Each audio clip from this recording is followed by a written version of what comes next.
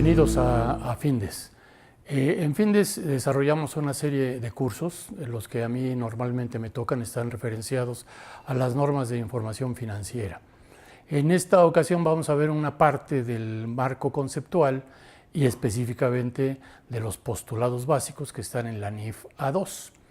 Haciendo referencia a los postulados básicos, precisamente sería importante que hiciésemos un repaso de los principios de contabilidad sobre los que se basaron estos postulados que el CINIF emitió a partir del año 2006.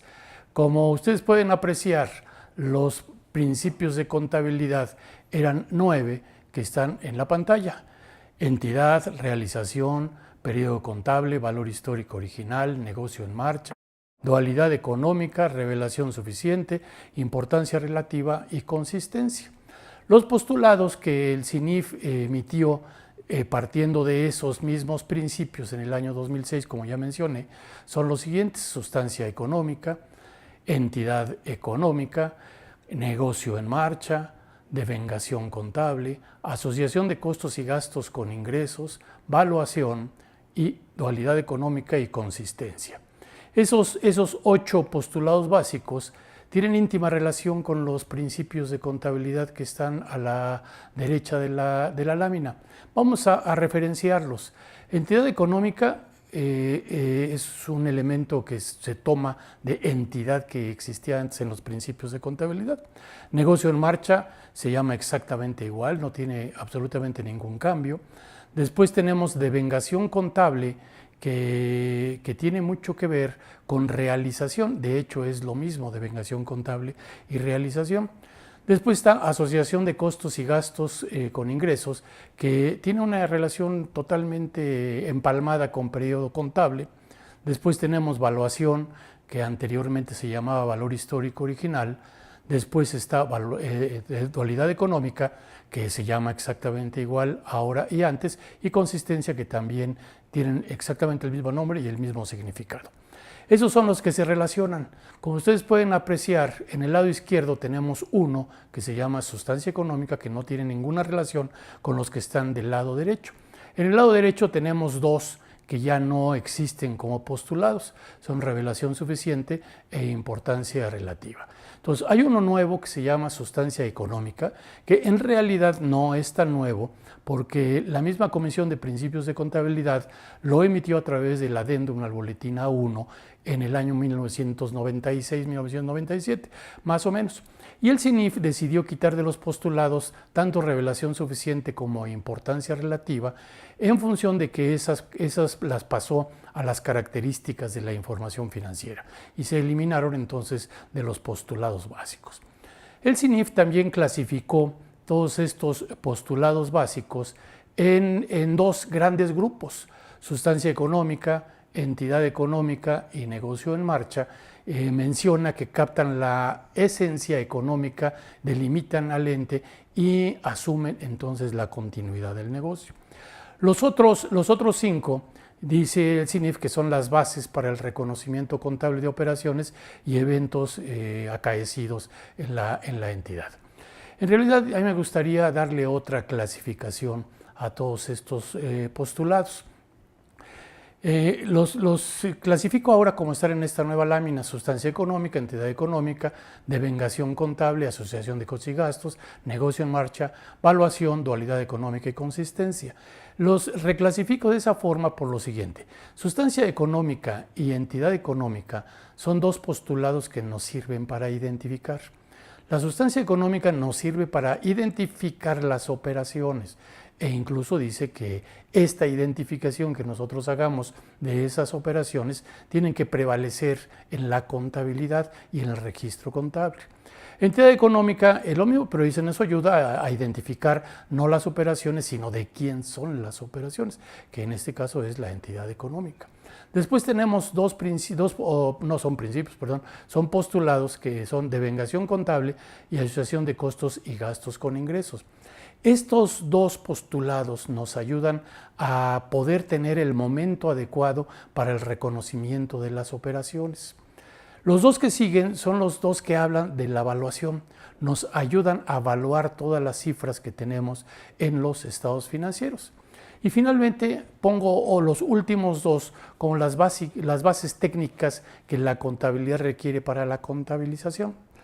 En este espacio, como no tenemos mucho tiempo, me voy a dedicar exclusivamente a dos de ellos, como un elemento nada más para esta sesión. Ya en sesiones posteriores veremos todos los demás y haremos referencia específicamente a cada uno de ellos. Esos dos a los que me voy a referir son precisamente los que se refieren a la evaluación: negocio en marcha y valuación. Estos dos postulados nos sirven para eso, precisamente, para poder evaluar. Negocio en marcha dice: la entidad económica se presume en existencia permanente dentro de un horizonte de tiempo ilimitado, salvo prueba en contrario, por lo que las cifras en el sistema de información contable representan valores sistemáticamente obtenidos con base en las NIF. En tanto prevalezcan dichas condiciones, no deben determinarse valores estimados provenientes de la disposición o liquidación del conjunto de los activos netos de la entidad. Este postulado, y desde antes como principio de contabilidad, siempre se ha pensado como que es un principio, un postulado que nos sirve nada más para revelar lo que está sucediendo con la continuidad del negocio. Pero no es así. En realidad, lo más importante de este postulado es la evaluación que nosotros debemos hacer de todas las cifras que están en los estados financieros. En el activo, todos los activos que tenemos, si recordamos un poco la definición de activo, que dice que es un recurso que está debidamente controlado por la entidad, que va a generar un beneficio económico en el futuro y que está identificado, pues tiene mucho que ver con negocio en marcha. Lo mismo sucede con la definición de pasivo, pero vamos a enfocar un poco a la definición de este activo. Habla entonces primero del beneficio económico futuro que debe tener. Un beneficio económico futuro que puede tener una entidad en alguno de sus activos se puede dar exclusivamente cuando el negocio está en marcha. Cuando el negocio ya no está en marcha, entonces los activos tendrían que reconocerse a un valor estimado ya para la liquidación de los mismos. Si es que hay liquidación, y si no, pues su valor entonces será cero. El hecho de que un activo no se pueda vender en el mercado no significa que no tenga valor para la entidad. Lo tiene en la medida en la que ese activo puede generar beneficios económicos en el futuro. Por eso este postulado es sumamente importante en la evaluación. Entonces, cualquier activo se modifica en el momento en el que el negocio ya no está en marcha. Hablando desde el efectivo a lo mejor no modifica mucho su valor, pero sí modificaría sus requerimientos. A lo mejor el efectivo se tendría que restringir y no sería de libre uso para cualquier empresa. Y si nos vamos bajando en el balance, tenemos después las cuentas por cobrar a clientes. Los clientes no nos van a pagar la misma cantidad si el negocio está en marcha que si no está en marcha. Los clientes son cantidades que son revolventes. Un cliente me debe ahora y me va a pagar por la necesidad también que tiene de seguir trabajando con nosotros en la empresa. Entonces va a seguir comprando, me va a pagar y obviamente es más difícil que se detenga en su pago. Cuando el negocio no está en marcha, pues lo que va a suceder es que el riesgo de incobrabilidad pues va a ser muchísimo más alto que el que tenemos dentro del negocio en marcha, y tendríamos entonces que evaluar si ese beneficio económico futuro que me genera entonces una cuenta por cobrar va a prevalecer o no va a prevalecer, o lo tendría yo que castigar. Eso se llama deterioro del valor, y el deterioro de valor se da principalmente cuando el negocio ya no está en marcha. Después tenemos inventarios en los que sucede algo similar. Un inventario que ya no está en marcha, que ya no es revolvente, es muy probable que lo tenga yo que liquidar, y obviamente que el valor que voy a obtener en su liquidación pues tiende a ser entonces menor que el que puedo obtener si el negocio sigue en marcha. Y así sucesivamente nos podemos ir con todos los activos y en todos los activos vamos a tener algún efecto en su evaluación. Los activos fijos no se diga, un activo fijo, excepto en algunas excepciones como podrían ser los automóviles, por ejemplo, que son activos fijos que en cualquier lado se pueden vender. Pero si hablamos de maquinaria, entonces sí entrarían en un renglón similar. Una máquina no vale lo mismo cuando está instalada en un negocio y que está produciendo que una máquina que ya no está produciendo y que para poderla vender incluso tengo que desmantelarla, tengo que cambiarle el lugar para poderla vender y eso también tiene costos. Esos costos obviamente en un negocio que ya no está en marcha pues son mucho más elevados y su recuperabilidad se ve mermada. ¿Qué sucede con los pasivos? En los pasivos sucede lo mismo. Imaginémonos, por ejemplo, una prima de antigüedad que se paga con ciertas condiciones. Se calcula para efectos de los estados financieros sobre bases actuariales, considerando entonces las probabilidades de que se pague, las probabilidades de rotación y en fin una serie de conceptos que considera la misma norma NIF de 3 para poder calcularse. En el momento en que el negocio ya no está en marcha, pues lo que va a suceder con una prima de antigüedad, si es que se va a liquidar el personal, es que ya tenemos un pasivo seguro y obviamente que las probabilidades desaparecen. Entonces conozco el pasivo con mayor certeza y las valuaciones van a cambiar. Y lo mismo puede pasar entonces con los demás pasivos, la exigibilidad, las tasas de interés, etcétera, que pueden afectar entonces a todos ellos, incumplimientos con contratos, etcétera, que pueden modificar entonces los valores también de esos pasivos. Y desde luego pues el capital pues se va a modificar. El capital es el reflejo del valor neto que tienen los activos, es decir, el activo menos el pasivo. Y entonces todo el balance se modifica. Si se modifica el balance, por ende se modifica también el estado de resultados. Eso es el principal, esa es la principal, el motivo que tiene precisamente Negocio en Marcha. Desde luego que hay un elemento importante que es la revelación, pero la revelación es precisamente para poder cuidar que el negocio en marcha existe y que los valores se están determinando entonces sobre esa base de negocio en marcha. Vamos a entrar a otro postulado. En la lámina que ustedes están viendo ahora puse a propósito no el postulado, sino un principio que existía antes. Este postulado que ahora tenemos se llama valuación. El principio de contabilidad que nosotros teníamos que se sustituye con valuación es precisamente este que se llama valor histórico original. Valor histórico original decía que las transacciones y eventos económicos que la contabilidad cuantifica se registran según las cantidades de efectivo que se afecten o su equivalente o la estimación razonable que de ellos se haga al momento en que se consideren realizados contablemente. Estas cifras deberán ser modificadas en el caso que ocurran eventos posteriores que le hagan perder su significado. Como ustedes pueden apreciar en este valor histórico original, lo que prevalece siempre es el costo histórico, es decir, el valor al que originalmente dimos de alta un activo o un pasivo. La única modificación que este principio permitía era cuando las cifras, y fíjense, estamos hablando de cifras, no de los elementos a ser evaluados, sino de los pesos que pagamos por ellos o de los pesos que reconocemos como un pasivo, esas cifras podrían verse mermadas. Esas cifras, por ejemplo, lo vivimos hace muchos años en el sexenio de Miguel de la Madrid, tuvimos una inflación importante.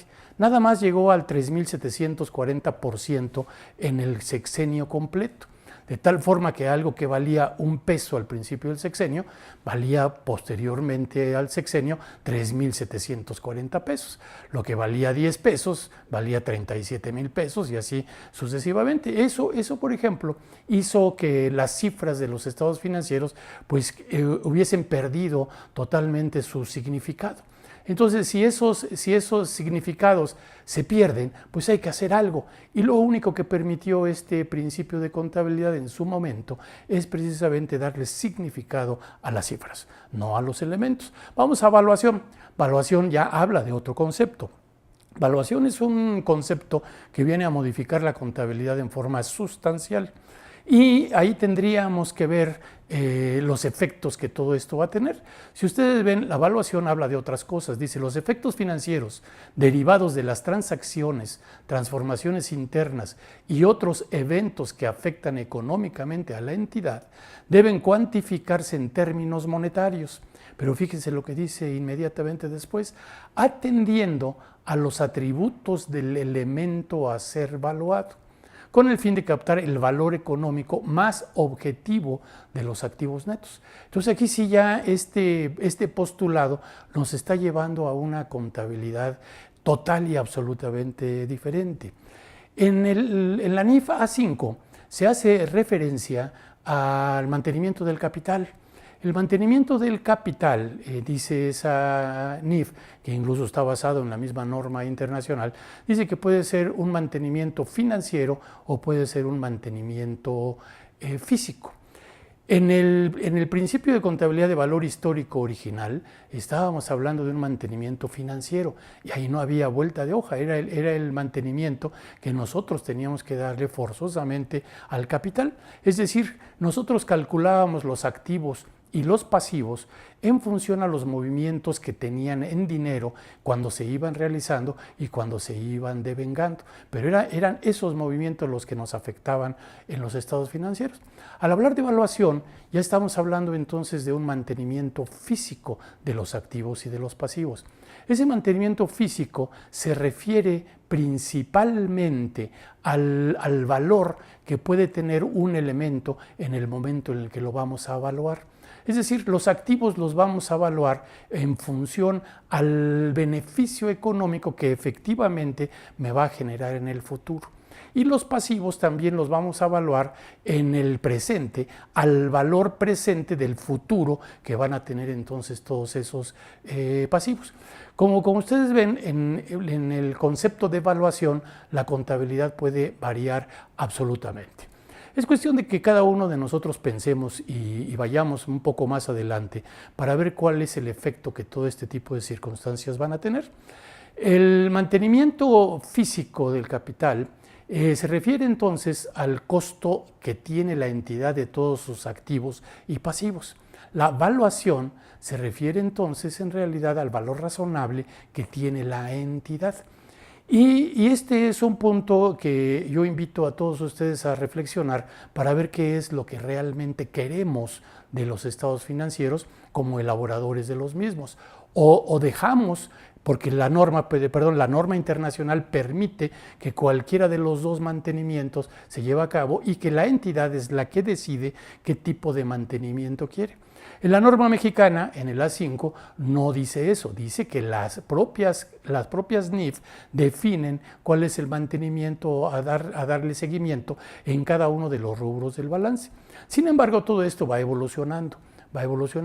En la actualidad no hay más que una sola norma, que es un boletín ya un poco viejo, que es el E1, que después ya retomó el CINIF, y es la NIF E1, que habla de agricultura.